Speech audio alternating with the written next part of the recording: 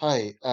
So there's been a study that's kind of been floating around the internet in the last few months, in various links, and it's about the nature of gender and leadership during the coronavirus pandemic.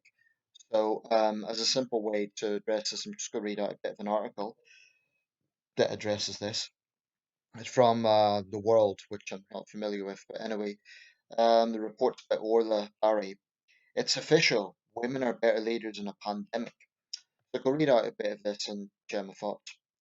A new analysis of 194 countries, that's almost all the countries in the world, found that women-led nations have a better handle on the coronavirus pandemic. Not only were infection rates generally lower, fatality rates were also noticeably lower too. What do countries with best coronavirus responses have in common? Women in charge. Well, that was at least implied when a meme with that question featuring seven women leaders circulated on social media earlier this year. And few could argue with the fact that New Zealand, led by Jacinda Ardern, and Germany with Angela Merkel, have seen a markedly low fatality rate from the virus. Taiwan, under the presidency of Tsai Ing-wen, performed well too. But could it be coincidental? Uma Kampampati, I hope I'm pronouncing that correctly, professor of economics at Reading University in the UK, decided to investigate. She and Supriya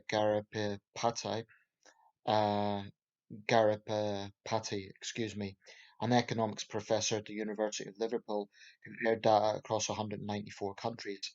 Given that just 10% of those countries are female-led, the research team matched them against similar male-led nations. To do this, they took into account factors such as population size, gross domestic product, health expenditure, gender equality, and the number of older people residing there.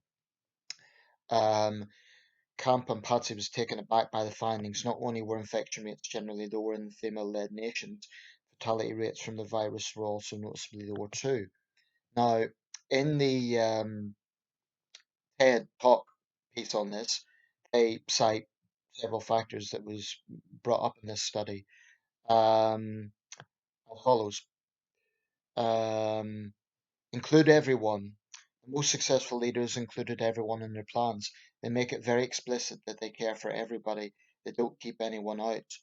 Um, and actually, there's other women involved in this as well. That's quoting Wittenberg Cox. She points to Erna Solberg, the Norwegian Prime Minister who held coronavirus instructional events for children to help ease their fears, despite the fact that they're not part of the voting population yet. Be authentic. The pandemic has been far from a great equalizer. In fact, it disproportionately affects the people of color. It also, incidentally, and this isn't mentioned, disproportionately impacts men. Far more men have died from the disease, from the virus, but it's made many of us more aware of the struggles of others. Tell the truth.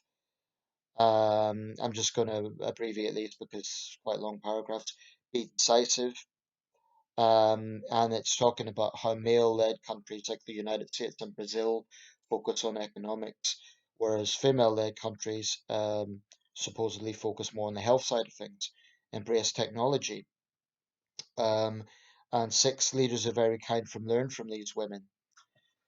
Okay, here's my response to this. I am always wary of studies that are concluding with basically generalizations.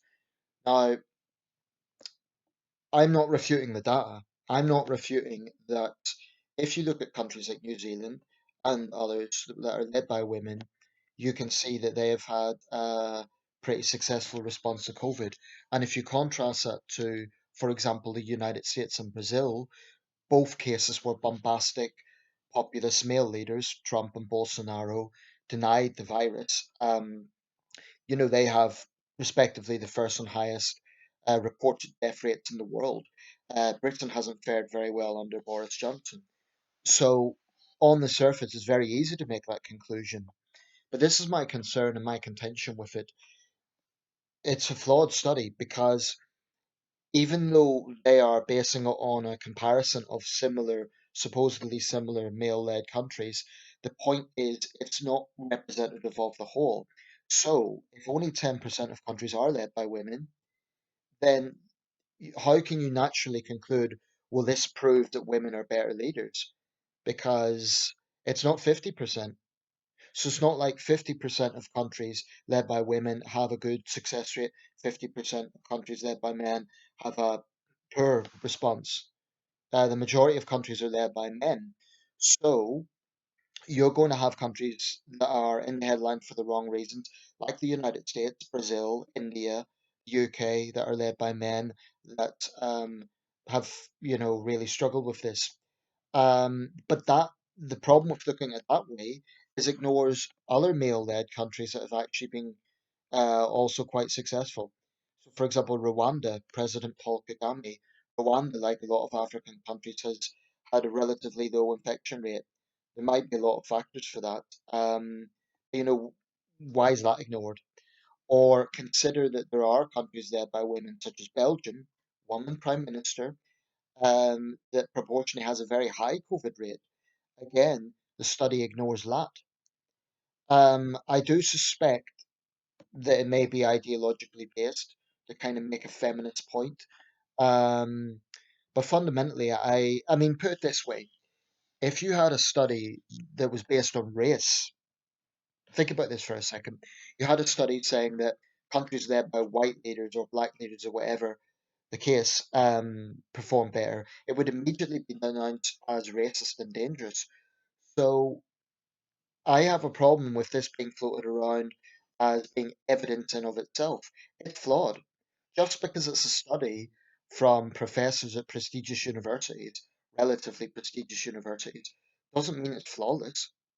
I mean, if you're only taking a selective demographic or a selective part of that demographic, for example, let's say 10% of the countries in the world are led by women. Okay, so they need to look at another 10% led by men.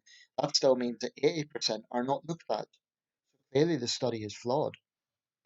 Um, and it kind of bugs me because I think it's held up by feminists to say, oh, look how wonderful women are and how awful men are. It's fundamentally actually quite sexist. Can't just make a conclusion women are good because they're women and men are bad because they're men. Um, so they might look at some traits like, oh, women are more compassionate or uh, X, Y, and Z. And I concede that there may be certain characteristics there. Men and women are different. So there may be certain characteristics in leadership style. But the problem with this is it is basically concluding on generalizations. That's why it's flawed. So, you know, this is floating around the internet and feminists everywhere are hailing it as, a great thing. Um, I've no problem with, strong women leaders being admired and respected for having a positive outcome to this. I just have a problem with saying it's because they are women. I think that's fundamentally sexist. Because the natural follow-up then is that countries that have a poor approach are because they are men.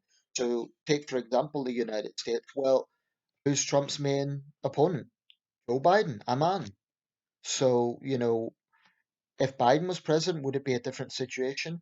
One could consider that because of the Obama Biden era policies that were in place for dealing with pandemics, it might have been a different outcome. We'll never know. But I just think it is potentially dangerous, in fact, to just say that this proves that men are bad and women are good. What sort of message does that send out? As an egalitarian, I'm naturally uneasy about that conclusion. It's not about not wanting to give strong female leaders credit and not wanting to, I was debating this on the thread on, I think it was LBT or it was another link, I can't remember, but um, someone who challenged my views said, oh, well, what have you got against young women being inspired? The answer is nothing, nothing at all. But I do have a problem if it's based on flawed data or selective data. That's what it is. Because if you take a full study, you'll find that it's a very mixed bag. I think, because the majority of leaders are men, then the countries that have been hit hard, obviously the optics are bad. It makes it look like men are bombastic. And, Trump and Bolsonaro particularly, are not exactly good PR for male leaders right now. But that is not proof of it, proof in itself, you know? So I would question the motivation of these. Notice they're all women, incidentally. Um, I would question the motivation. Is it really to find out the reasoning behind the trend, if there is a trend, or is it to just try and make a feminist point? I think it's more likely to be the latter, and that's flawed because you can't generalize. This is not rocket science. You can't say this country has performed well because the leader's a woman, that country's performed badly because the leader's a man. Because there are strong male leaders and there's weak male leaders, and there's strong women leaders and there's weak female leaders as well. Something feminists never acknowledge. That's true equality, actually. Saying that women are better because they're women isn't equality. That's female supremacy.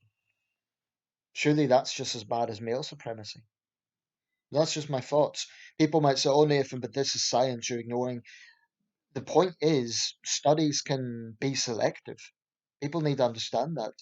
I'm not saying it's wrong. I'm not saying the information in of itself is wrong. I am saying, however, it is clearly selective.